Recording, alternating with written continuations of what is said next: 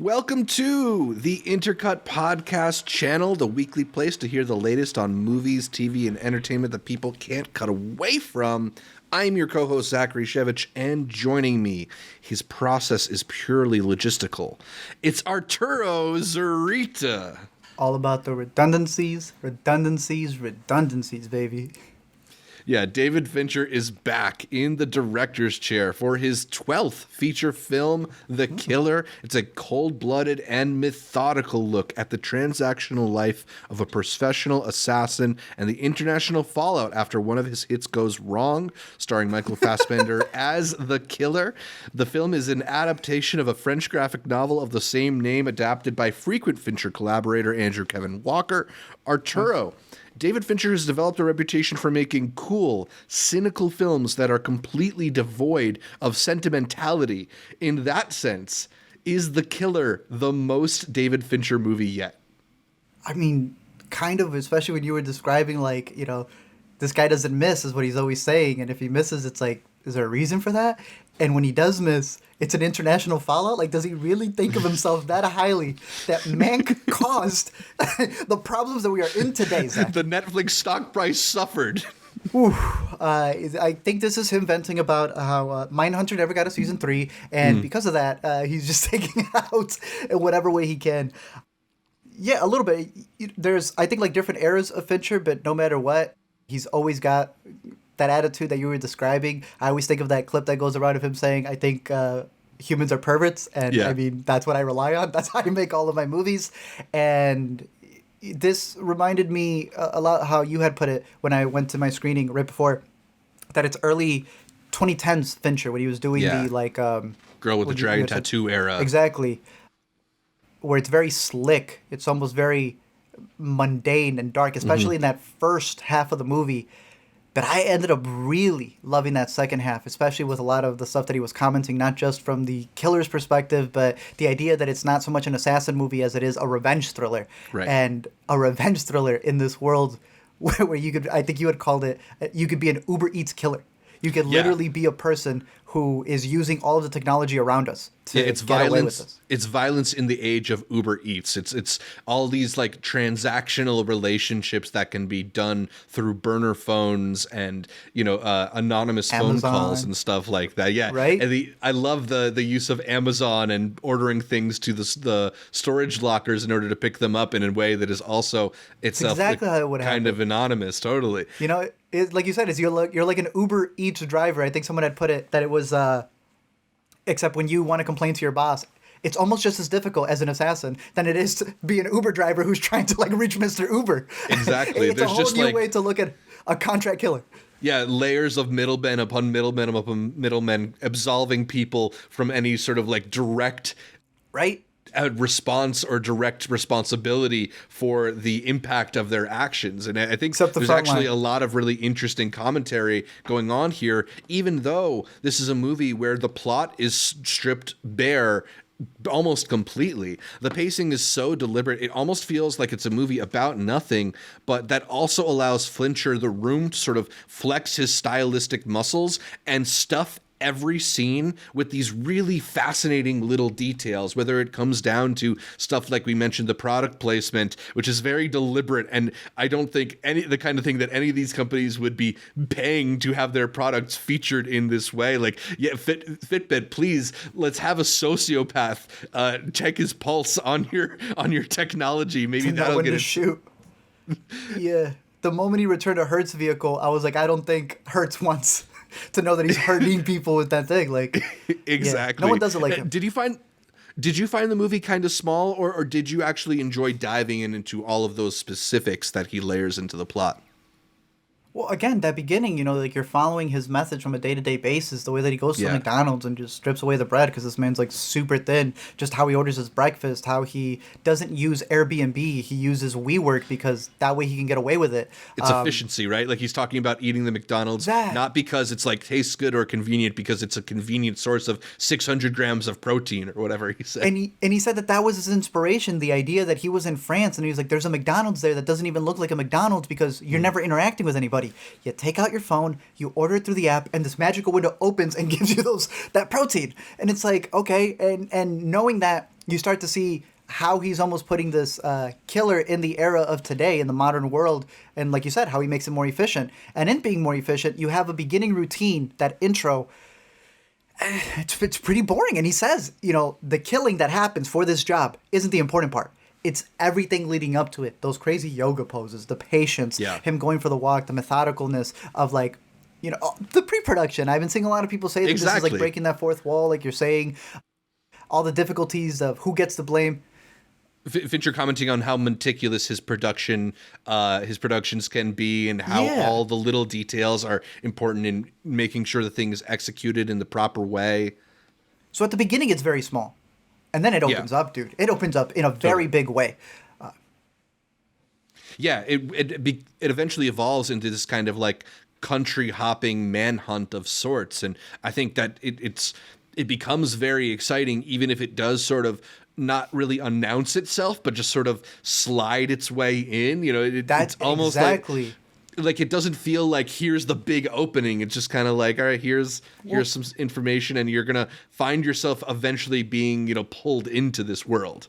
Yeah, so like it's happened through a bunch of international settings. So you're not just in a balcony looking out for the kill. You end up on beaches. You end up on skyline buildings. All these different things. I remember when he filmed here in Chicago, I was just waiting for the scene that's going to take place in Chicago. I didn't find out till like the second day. You wouldn't even have noticed that he was in here. Mm-hmm. I mean, that's kind of how you don't even notice this man when he's walking around with his little cap, just sneaking in, pretending to be whatever he can to get into buildings, to do his contract killing, to find the people that he needs. But I think that the way that it expands, especially in that second half, makes it a very slick thriller, revenge thriller. Yeah. I mean, it's sort of interesting too, because it is sort of got all these different parts to it. There's the stakeout beginning, where it's really about like trying to find the perfect time to execute your kill. There's parts where it's him sort of trying to escape and not be tailed. There's parts where it's him finding the perfect way to infiltrate a building, or dealing with kind of almost like a hostage situation. And I think to me, maybe the most exhilarating moment or collection of moments is that fight scene that we really got to talk about. Because for about 5 minutes, this movie is about as exhilarating and fist pounding as The Raid or something like that. He's got this whole vibe where like each smack of a fist against some flesh sort of shifts the camera like a mini little earthquake. And I know he had it in him. It hits really hard. I was watching this, and like you had mentioned in our stream, you were like, he's reminiscing The Raid. Like it made you feel like it had that sort of impact. I was watching this, and I'm like, should he be directing a Bane movie? Damn, he made those swings when the guy would miss. I was ducking. It felt like a 3D movie, not in 3D. And my screening of it was pretty dark, but even in that, like you just felt them using the entirety of that house. And on top of that, you also have a really good dog performance, because there's like a guard dog that's trying to keep him out, and that dog even had some really good stunts. I thought he was going to jump over. Right? I was really impressed with that part. Especially in a movie where, again, we're saying he's so methodical throughout it. You're following a guy who's really dealing with the present, that when he ends up finding locations that aren't as decked out, those end up being the most difficult parts for him. Anything that's got those old locks from like the 80s, he's like, okay, this is the part where it's like, damn, I'm going to have to wait. And it's like the old ways of security were a lot easier than being able to order an Amazon fob copier. And I don't know if you heard, he said that the way he was able to figure out a lot of the plot points was, he's like, how would he get in there? Can something be a fob copy? He asked his assistant. His assistant ordered it off Amazon, and it was at the Marriott. There you go. Yeah, I mean, he just didn't do the part where he actually broke the law. The way where he implements technology is so interesting here, because it is all these ways in which it's made it just that much more easy, that much more painless to kind of be this nefarious presence, right? Like this man is able to slip in and out of society in a way that, despite surveillance and all these things that we take for granted as things that are supposed to like keep us safe in a modern society, there's also all of these tools to subvert those safety guards. The DoorDash killer.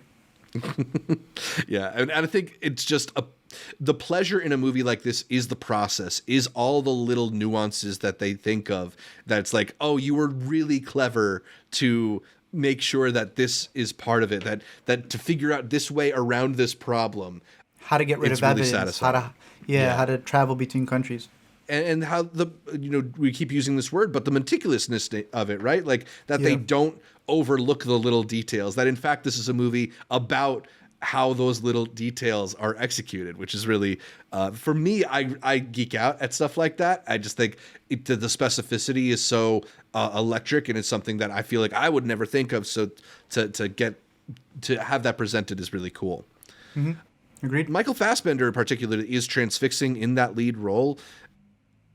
It's the part kind of made me think of when he played Frank in the movie Frank, because of how he carries himself, and both roles are really so much about his physicality. The way he moves his body plays such an integral role to communicating his headspace and his assuredness in those moments.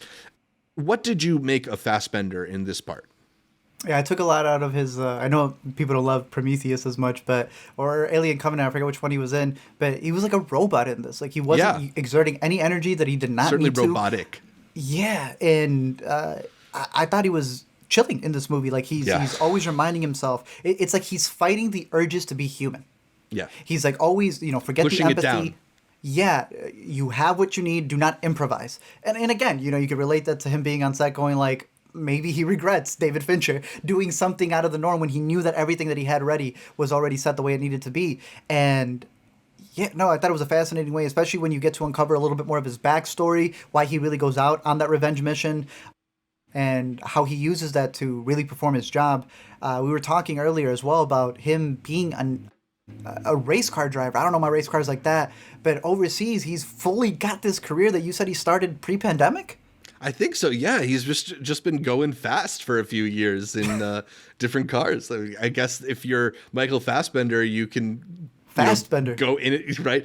It's been a calling your whole life, maybe, but I don't know. Yeah. You have the privilege of walking in and out of different high-profile careers. I'm certainly glad that he's chosen to come back for this, because he is one of our most compelling leading men.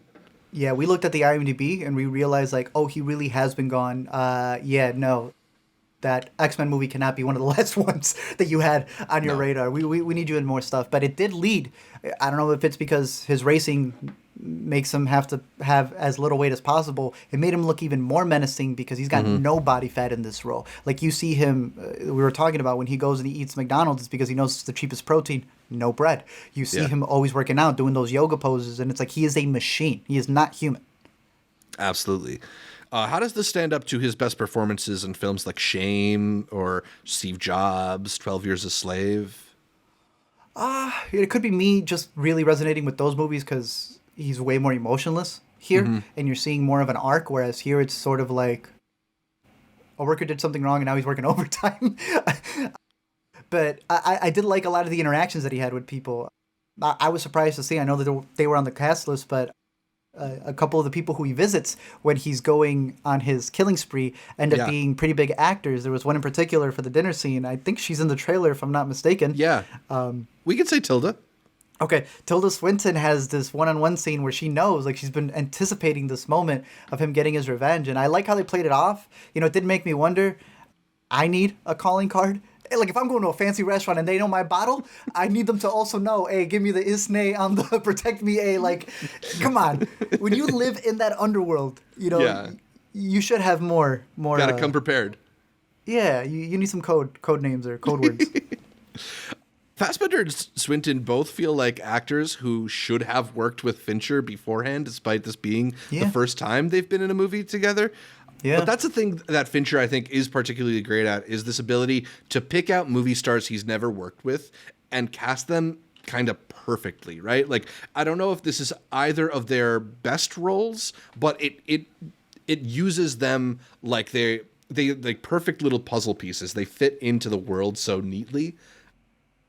I just liked it a lot. Like Fincher is a director who's really, really good at utilizing people to get at his goals, right? And even if it's not necessarily the best acting you've ever seen from them, they elevate the idea of the world that he's put together. Agreed. Yeah. Fincher's working with a lot of his usual collaborators on this one. I already mentioned Andrew Kevin Walker wrote the script, but Kirk Baxter did the editing. Eric Messerschmidt provided cinematography, while Trent Reznor and Atticus Ross did the score. Technically, what did you make of the film? Because Fincher has always been meticulous about his productions. Yeah, this is a movie not to introduce you to Fincher. This is a movie for the Fincher heads who know, like, oh yeah, he's just doing like a, not even calling it a victory lap, but he's just like boasting, you know? I'm not calling it his Yeezus or anything, but when you're even listening to the soundtrack from these two, these guys are so advanced musically. Yeah. I don't know what they're messing with in this score, but it sounds like noises you haven't even heard. It sounds like a computer come to life, like a machine. Yeah.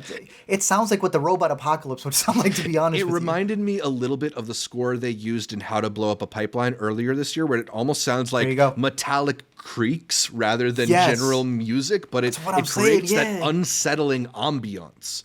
Feels like industrial. Like, if Skynet had a lobby, this is what's playing on the elevator up to the meetings. It's unsettling. Yeah, it's really, really effective. I definitely think the score is great work from Reznor and Ross. Obviously, the film looks amazing. The cinematography that they've managed to make digital work really, really well for them. It's Fincher, bro. I always love seeing Adobe Premiere at the end credits when I know Hollywood wants to keep it on the Avid. Even the mixing, especially because there is a very heavy soundtrack that the killer listens to, and in listening to that soundtrack.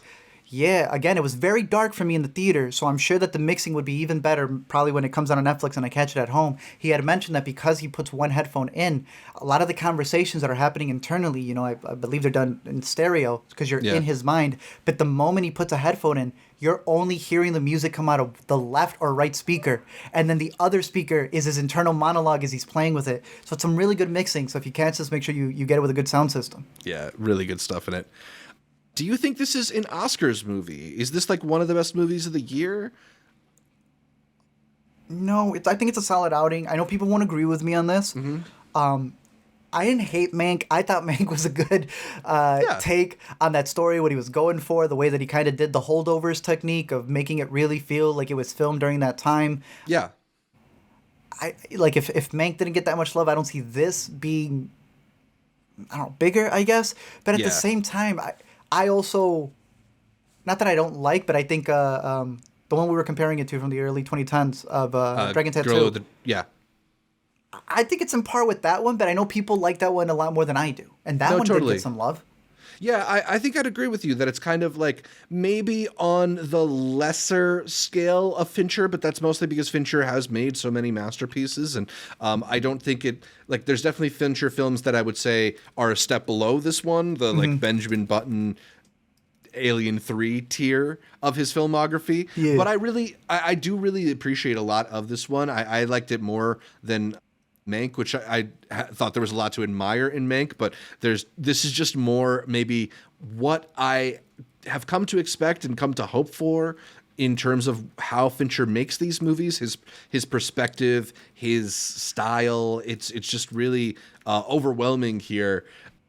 So there's a lot I appreciate about it. I don't think it's going to be in the Oscars discussion because it is sort of like an unfeeling movie. There isn't like a sentimental bone to hang on to in this film. I think there's maybe a chance that it sneaks into like one or two technical categories, but even though I like the acting in it, I don't think any of the performances are showy enough to necessarily be in that discussion either. We just circling back to the acting, we didn't mention Charles Purnell, but I really liked Charles Purnell's scene as well here.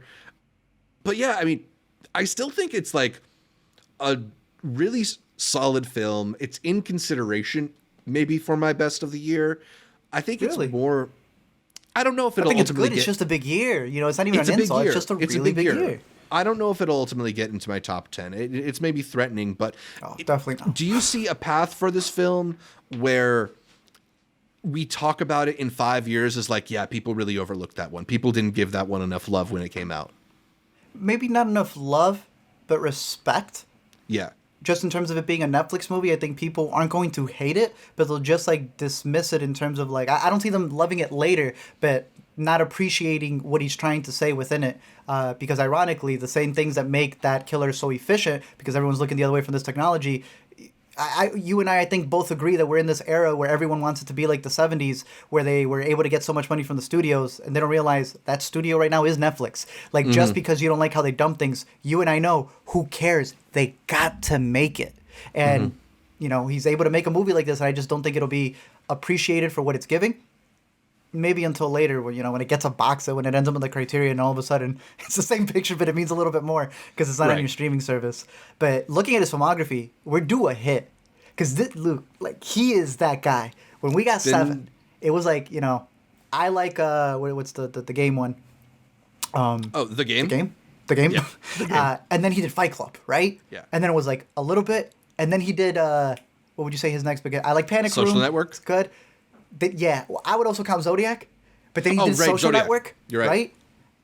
You can like Mank. You can like some of the Dragon Tattoo. We're due another. It's Seven, been 9 years since Gone Fight Girl. Club, Social Network. Would you count Gone Girl? I count Gone Girl. I think that's a classic. But then we're due one, dude. We are due. We are. So we are. And Mindhunter season 3. Yeah, I mean, I would love for Mindhunter season 3. It doesn't seem like that's in the cards, but yeah, like it doesn't feel like Fincher necessarily put like the full might of his power into this, or maybe at least like, you know, I think when I came out of it's it, like when we look at a Tom Hanks performance and we go, yeah, he's really good. Yeah. I mean, I guess what it is that to me, this sort of feels almost like it's ripped from a world where David Fincher is a director for hire, right? Like, this doesn't feel like a personal passion project, or he saw this and it was like, this is a story that needs to be told. It's more like he saw this as like, I could make something pretty cool with this. Like, I think I could direct this in a way that would be really fun for me and would work, but it's not like... That's what I meant by like a victory lap. He's testing things out.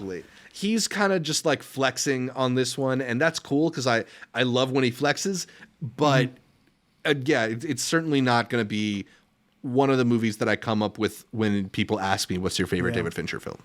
He said he compared it a lot to Le Samurai, and I was looking at the behind the scenes, and he even called this one Le Tour or something like. I don't know the French, but like his slates were in French, just to keep that inspiration there. But I agree. Very with cool. you. A solid movie, and again, just mixing would be my standout thing that I think I'll take from this film towards the end of the year. The sound mixing. Very cool. Well, let us know all of your thoughts on The Killer. How does it stack up to the rest of David Fincher's work? And is it one of the best movies of the year? Let us know in the comments or by reaching out to us across social medias at Intercut Pod. You can reach out to me specifically across social media at Zshevich, Zshevich, and check out my YouTube or TikTok channels at Multiplex Show. Art, where can people catch more from you? You can find me at LME Movies on all social medias, from Twitter to Letterboxd, over on Let Me Explain, where I'm doing some breakdowns, or every week here on the Intercut Podcast. You can listen to every episode of the Intercut Podcast on iTunes, Anchor, Spotify, whatever your favorite podcatcher is. I like Overcast. And then make sure you're not just listening, but you're subscribed to the video feed as well on youtube.com/intercutpod, where we break down the latest in entertainment. Find new episodes of the Weekend Must Watch streaming on our YouTube channel every Monday. And please leave us a comment, like the videos. Consider heading over to iTunes to give us that much requested 5-star review. Would mean a lot to us if you did that. And shout out to our listeners in Denmark for putting us on the TV and film podcast charts out there. Like our Facebook, Instagram, Twitter pages, support our Patreon. You can find all of those at Intercut Pod to get updates throughout the week from Art, from me, from all the guests that we feature here on Intercut. Thanks again for tuning in. And until next time, remember, stick to the plan.